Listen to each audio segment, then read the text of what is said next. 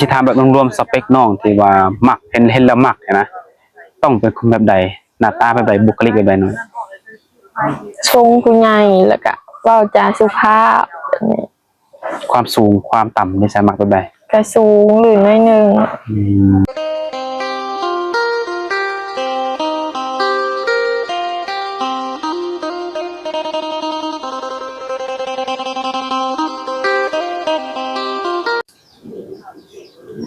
กราบสบายดีและสวัสดีเด้อพ่อแม่พี่น้อง FC โมสุขูสุคนที่เป็น FC ฝั่งลาวฝั่งไทยเลยอยู่ต่างประเทศเนาะมื้อนี้ก็ยินดีต้อนรับเข้าสู่ช่อง YouTube ของบ่าวศิลัดคือเก่ามื้อนี้ทุกคนเนาะทางบ่าวชาก็เดินทางมาไปที่บ้านคือโอกาสเนาะก็คือมาหาสาวโสดทุกคนก็เป็นสาวโสดหน้าใหม่เนาะซึ่งบ่าวศิลัดนี่ก็บ่เคยถ่ายคลิปถ่ายทำเพิ่นจักเทื่อทุกคนเนาะมามื้อนี้ก็ถือว่าเห็นตัวจริงมาแล้วทุกคนก็ถือว่าเป็นผู้เจ้าผู้งามเป็นตาหักตาแพงทุกคนเนาะเชื่อว่าหลายๆคนนี่เห็นแล้วนี่อยากล้มเลยอยากได้ไปเป็นชู้เป็นแฟนแน่นอนทุกคนเนาะแต่ว่าในการเปิดใจของเพิ่นครั้งนี้นี่สิเฮ็ดคำบอกคำจาหรือว่าการวางแผนในชีวิตหรือว่าการที่จะหาคู่ของเพิ่นนี่มันสิตรงกับหนุ่มๆหรือบ่ทุกคนเนาะก็มีแต่ว่าหักฟังแล้วก็รับชมคลิปนี้ไปนำกันทุกคนเนาะถ้าเกิดว่าผู้ใดเห็นแล้วคิดว่าตรงก็ทักทายเข้ามาได้ทุกคนเนาะไปจังได๋ก็ไปอบรมกับสาวโสดคนนี้กันเลยทุกคนสบายดีสบายดีถือว่ามื้อนี้ก็มาพบกับพ่อกันเป็นมื้อแรกเนาะโดยยังฮู้มีชื่อว่าจังได๋ชื่อน้ำฝนอายุจักปีแล้ว20อายุ20ปีเนาะโดยอายุ20ปีในที่ผ่านมานี่เคยสร้างครอบครัวมาแล้วบ่เคยบ่เคยมันบ่โดยอืมเคยล้มผู้บ่าวบ่เคยอยู่เนาะโดยแล้วปัจจุบันนี่จังได๋มีแฟนมีคนของใจแล้วบ่ยังถือว่าโสดเนาะโดยแล้วที่ผ่านมาเคยมีบ่แฟนจ้ะบ่เคยมีแฟนจักเทื่อบ่มีแต่ว่าเคยล้มจังซี่เนาะโดยมื้อนี้ก็คือออกมาเปิดใจมันบ่ในการเปิดใจนี่จังได๋อยากได้แฟนบ่หรือว่าอยากได้คู่ชีวิตแฟนอยากได้แฟนยังบ่ทันพร้อมสร้างครอบครัวบ่ยังโอ้กะว่าจักปีจังสิพร้อมสร้างครอบครัวประมาณ25หรือว่า27นั่นแหละ25 27ถือว่าพร้อมสละโสดเนาะโดยการเปิดใจหาแฟนนี่คือน้องเนี่ยอายุ20ปีเนาะถ้าอยากได้แฟนนี่สิเอารุ่นราวเข้าใดเด้ซ้ำกันก็ได้ลื่นกันก็ได้อายุหลายกว่าก็ได้ถืออายุนี่ก็เอาง่ายๆคือบ่จำกัดบ่หรือว่าใดจำกัดอยู่เอาประมาณเท่าใดเอาสูงสุดดีกว่าสูงสุดเท่าใด50 60หรือว่า60ปีเนาะถือว่าในมื้อนี้ก็คือมานี่ก็คืออยากได้แฟนเนาะอยากได้แฟนอยากได้โอ้คนลมคือน้องก็เป็นหัวใจผู้งามแบบผู้บ่าวนี่ก็บ่มีผู้ใดเข้ามาโอ้มาลมมาจีบบ่ซะก็พอมีอยู่จังได๋บ่มักบ่เป็นอะไรคือว่าบ่มักสิว่าจังได๋ล่มแล้วก็ต่างคนต่างมันก็เฉยๆนะต่างคนต่างแบบมันบ่มีจังได๋ความรู้สึกให้กันเนาะโดยลมไปซื่อๆลมก็บ่มีความรู้สึกว่ามักฮักเนาะโดยแต่ในความส่วนตัวของน้องๆคนนี้ถ้าว่าอยากได้แฟนนี่อยากได้คนแบบใดจ้ะคนนิสัยดีแล้วก็ดีกับครอบครัวเฮาแล้วก็น้องเฮาโอ้คือดีครอบครัวนำเนาะแน่นอนเลยทุกคนโดยการที่เขามาลมหรือว่าไปสู่เป็นแฟนนี่ก็หักเฮาก็ต้องหักครอบครัวเฮานำเนาะแล้วทุกมื้อนี้อยู่กันทั้งหมดมีจักคนอยู่ในเรือนอยู่น้ำป้านำแล้วก็ลุงแล้วก็ลูกป้าแล้วก็แม่ตัวเองนำก็หลายคนเพราะว่าท่านได้มีเรือนเป็นของตัวเองโอ้คือปัจจุบันอาศัยอยู่เพื่อนป้าบ่โดยมีน้องมีเอื้อยมีอ้ายบ่มีแต่น้องบ่มีเอื้อยบ่มีอ้ายคือเจ้าเนี่ยเป็นลูกสาวกกโดยโอ้โดยเป็นลูกสาวกกก็ถือว่ายังบ่ทันเคยสร้างครอบครัวมื้อนี้ก็คืออยากได้แฟน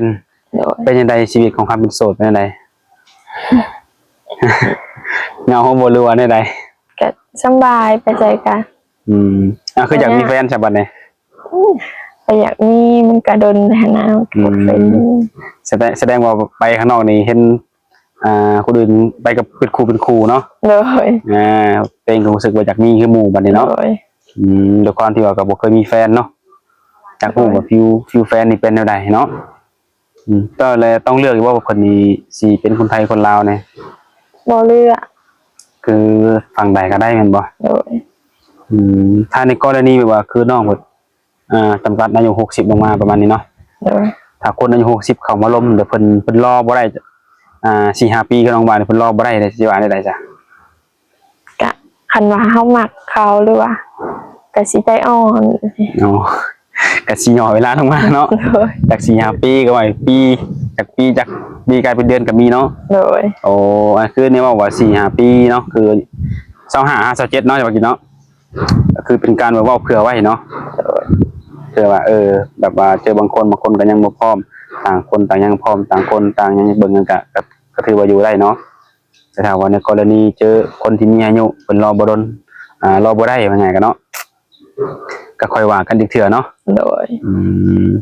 ถ้าเกิดว่าคนเคยมีประสบการณ์เคยมีลูกมีเมียมาแล้วนี่นะเขามาล้มมาจีบก็สิล้มกับเพิ่นได้อยู่บ่ ก็ได้ ก็ได้แม่นบ่ โดย แต่ในอนาคตนี่เอาเป็นผัวเป็นเมียได้บ่ ได้ ได้เนาะก็ถือว่าการที่เพิ่นเคยสร้างครอบครัวมาแล้วนี่ก็ถือว่าบ่มีปัญหาเนาะ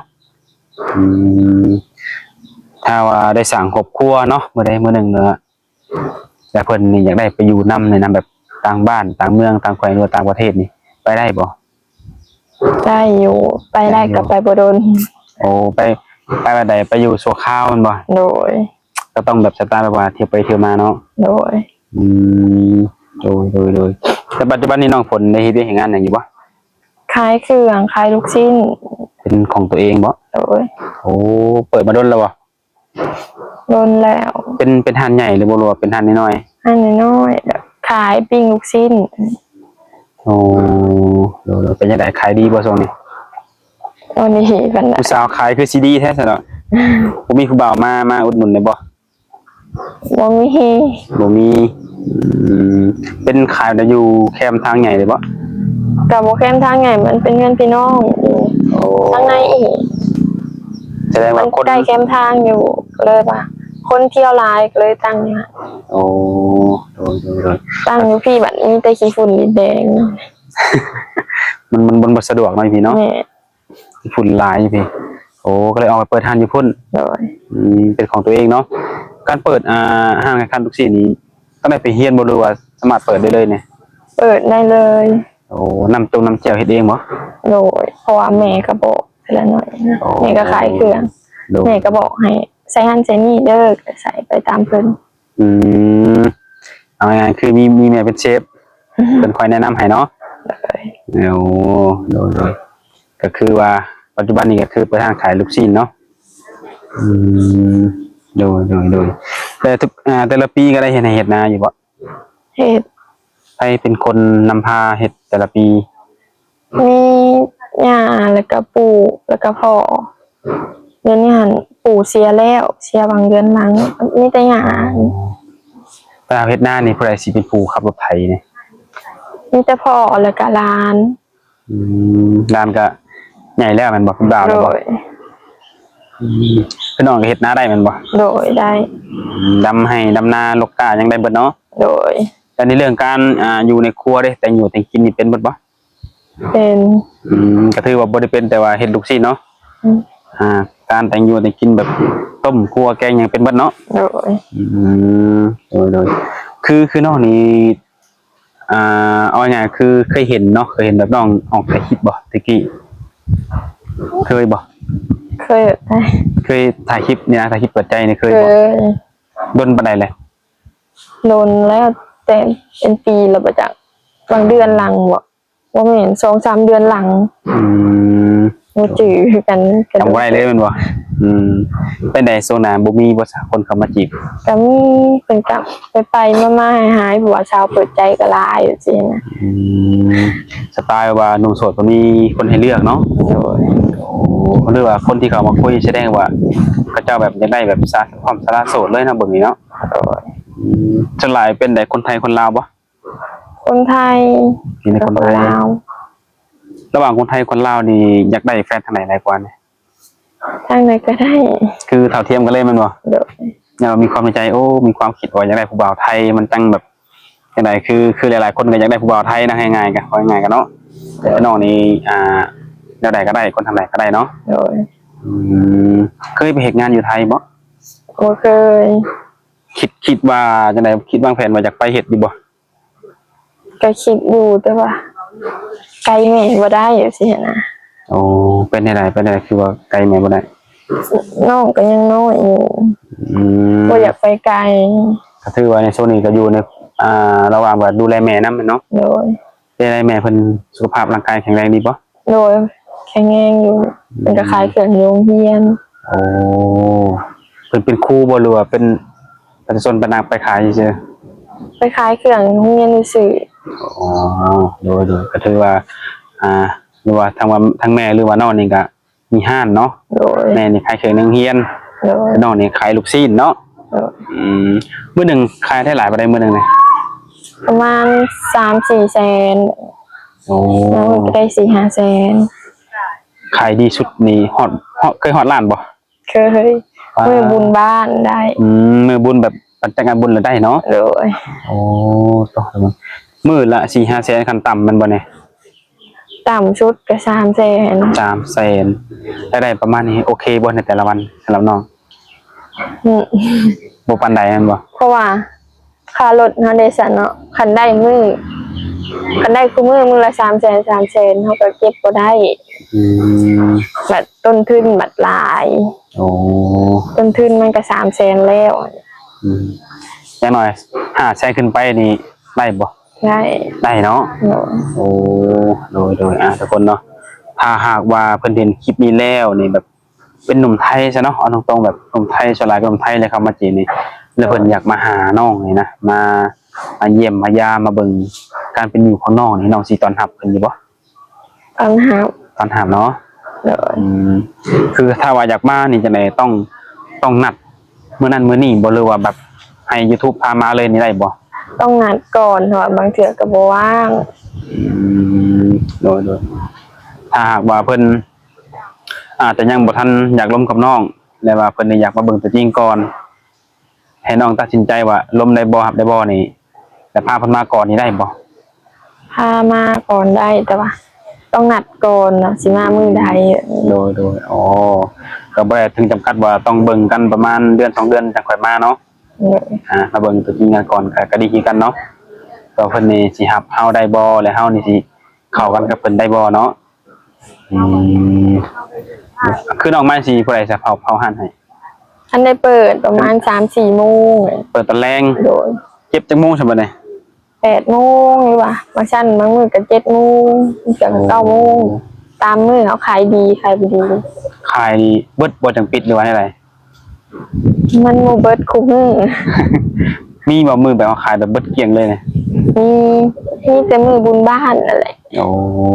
แสดงว่าขายดีแบบเบิด โดยมันก็เบิดเป็นบางอย่าง นอกจากลูกศิษย์มีหยังได้ซะ บ่ได้ขายหยังตื่มแต่ว่าอยากขายน้ำตื่ม โอ้พวกน้ำปั่นน้ำส้มนี่แม่นบ่ นี่อยากขายน้ำชาแบบชาเขียวชานม โอ้เป็นจังได๋ซะคือบ่ขายเป็นจังได๋ มันต้องมีกระติกน้ำก้อนก่อน มันก็ลงทุนหลาย โอ้คือว่าไงการลงขายหรือว่าเอาหยังมาลงให้เราต้องได้ใช้ทุนเนาะ โดย แต่ว่าในช่วงนี้ก็คือทุนเฮาก็ยังบ่ทันแบบว่ามีเงินเก็บแบบว่าที่จะพอลงทุนเพิ่มเนาะ โดย ว่าง่ายคือเงินขายแล้วชิ้นก็ได้มากก็เอามาหมุนต่อเนาะ โดย ถ้ารวมแล้วถ้าว่าแบบสำเร็จรูปพร้อมขายเลยพวกนำนี่นะหลายบ่การลงทุน ก็หลายอยู่ กะได้บ่ประมาณได้บ่ ทางน้ำก้อนอยากได้ทางแบบว่าน้อยๆนะ สี่เหลี่ยมนะบ่ กับบ่ฮู้ว่ามันเท่าไหร่ถามเพิ่นแล้วว่า 1,500 หรือว่า 2,000 นี่แหละ อันนี้เฉพาะทำน้ำก้อนก็แบบเอาน้ำก้อนมาแช่มาเก็บเมียนเนาะ โดย มันจังอยู่ได้เบิดมื้อ โดย ก็ซื้อพวงจอกแล้วก็ท่อแล้วก็เครื่องปรุงแล้วก็ไข่มุกอหย่างนี้แหละ ถ้าว่ารวมเป็นเงินบาทเนี่ยสักยกตัวอย่างประมาณสัก5,000 6,000นี่พอได้อยู่บ่หรือว่าบ่พอ พอได้อยู่เนาะประมาณนี้เนาะ โดย โดยแต่ว่าตอนนี้ก็มีความคิดหรือว่าวางแผนจะเฮ็ดตอนจะเฮ็ดเนาะ โดย แต่ว่าพอเรื่องการทุนว่าไงก็มื้อนึงก็ยังก็มีแต่แพงๆเนาะนับมื้อก็ยิ่งแพงขึ้นโดยช่วงสงกรานต์นี่ก็เปิดบ่หรือว่าปิดไปเที่ยว คิดไปหาหญ้าอยู่บ้าน โอ้ย่าอยู่บ้านได้ใช่ย่า อยู่บ้านน้องอาหงน้อย ไกลบ่จากนี้ บ่ไกลปานใด โอ้ก็คือว่าสงกรานต์นี่ปิดเนาะ โดย มีวางแผนสิไปเที่ยวทางไหนอีกบ่ แต่ละปีก็ไปทรงพระ9วัดนี่นะ ไปกับครูหรือไปคนเดียว ไปกับปู่กับย่าไปกับครอบครัวทุกปี โอ้เอาบ่ได้ไปกับหมู่กับหยังบ่ หมู่ก็คันอยากไปนำก็ขึ้นรถไปนำกันชวนหมู่ชวนครูขึ้นรถไปนำกันจังซี่นะ โอ้สไตล์ไปแบบไปเป็นครอบครัว โดย บ่ได้ไปแบบว่าเป็นแบบวัยรุ่นเฮฮาเนาะ โดย สงกรานต์นี่ก็คือนอกจากไปส่งพระนี่บ่อนแบบไปเลินไปกินอีกบ่สำหรับน้อง ไปแต่ว่ากินไปกินอยู่เรือนอยู่ซ่านจังซี่ อ๋อโดยเป็นความส่วนตัวนี่ก็น้องก็กินเหล้ากินเบียร์ได้อยู่เนาะ โดย แต่ถ้าว่าผู้ชายคนที่เขามาจีบน้องนี่เพิ่นก็กินคือกันนี่รับได้บ่ หับได้คันว่ากินช่วงเป็นงานหรือว่ามีสังสรรค์มีหยังก็กินได้คันกินคู่มื้อก็ยอม ดูแน่นอนเนาะแต่บางคนอาจจะสูบยานี่มักบางคนสูบยา บ่ว่า บ่มักเนาะถ้าว่าคนสูบยานี่ตัดขาดบ่ล้มเนาะด้วยความเฮาบ่มักส่วนตัวให้แล้วตัวนี้เนาะถ้าสิถามแบบรวมๆสเปคน้องที่ว่ามักเห็นแล้วมักนะต้องเป็นคนแบบใดหน้าตาแบบใดบุคลิกแบบใดเนาะ ชงผู้ใหญ่แล้วก็เว้าจาสุภาพแบบนี้ ความสูงความต่ำนี่สมักแบบใด ก็สูงหรือน้อยหนึง อืม บ่สูง ตอนนี้น้องสูงเท่าไหร่จ๊ะ ยังบ่ฮู้เลยจ้ะ ยังบ่ได้แท้อีกเทื่อแม่นบ่ เออ โอ้ดูจากแบบนี้สักคนนอนทาว่ามักคนสูงกว่าหน่อยหนึ่งเนาะน้องก็สิบ่สูงเกินนั้น1.60ดอกบ่ประมาณนี้บ่ บ่เกินหรอก บ่เกินเนาะเพิ่นบ่ฮอดซำเนาะกล้าไว้แต่คนเพื่อว่าจังไดคนที่เข้ามาร่วมเพิ่นก็สิกล้าถือหันนะว่าไงกันเนาะถ้าคนต่ำกว่านี่บ่มักบ่ ต่ำกว่าแห้งก็บ่มักซ้ำกันได้อยู่ เอาง่ายๆคือระดับประมาณสำคัญเนาะขึ้นไปประมาณนี้ทุกคนด้วยความในเรื่องอารมณ์อะไรภาษาอารมณ์ภายในเพิ่นได้สนานแบบบางคนก็มีอารมณ์ร้อนบ่อารมณ์เย็นบ่เฮ็ดหยังจังซี่หันนะ บ่มักคนอารมณ์ร้อนจังซี่ บางคนอารมณ์ร้อนแม่นบ่ โดยเว้าคันมีหยังก็เว้ากันดีๆแบบนี้นะ ก็แบบใจเย็นๆเนาะ โดย ใจเย็นๆบ่เว้าแบบรุนแรงเนาะ โด บ่ ย ให้ใส่อารมณ์แบบว่าเห็นปุ๊บนี่อารมณ์ร้อนออกมาโวยวายนี่บ่มักแบบนี้เนาะ โดย คือน้องนี่เป็นคนแบบใดใจเย็นอยู่แล้วแม่นบ่ บางเทื่อก็อดบ่ได้ก็อยากหายอยู่ อืม แต่บางเทื่อร้อนกับร้อนมาอยู่นํกันมันก็บ่เข้ากัน มันมีแต่มันเสียในลามเนาะ โดย โอ้เอาง่ายๆคือก็อยากได้น้ำมาดับไฟ เอาคนง่ายคือต่างคนก็ต่างเป็นไฟเป็นน้ำให้กันเนาะถ้ามาเข้าอารมณ์กันแล้วโดยทุกคนเนาะก็ถือว่าจังได๋ทุกคนก็บ่ฮู้ว่าหนุ่มๆนี่สิจังไดสิรอได้บ่ในการที่เขามาจีบน้องที่น้องเพิ่นว่า โดย เบิ่งใจกันประมาณสัก5ปีหรือ7ปีแต่ถ้าว่าคนใดเฮ็ดให้น้องเพิ่นนี่ถึกอกถึกใจเนาะแต่ว่าต่างคนต่างมักต่างมีใจให้กันเนาะอาจจะบ่ฮอดเนาะ โดย ตามนั้นแหละทุกคนเนาะก็มีแต่ว่ามื้อนี้ก็ทางบริษัทเองก็สิเอาสำนี้ก่อนทุกคนเนาะมื้อหน้ามื้อไหนก็ค่อยว่ากันใหม่ถ้าว่ามีผู้ใดอยากมาหาก็ลองนัดกับน้องเพิ่นไปมาฮอดบ่ถึกก็ทางหา YouTube ได้หรือว่าสิมาหาน้องเพิ่นโดยตรงก็ถือว่าได้เนาะ โดย มื้อนี้ก็ขอให้น้องสุขดีพบพรในครูก่อนฮอดสงกรานต์จะได้มีครูไปเที่ยวกันเนาะโดยเอาโอเคน้องหลานสบายดี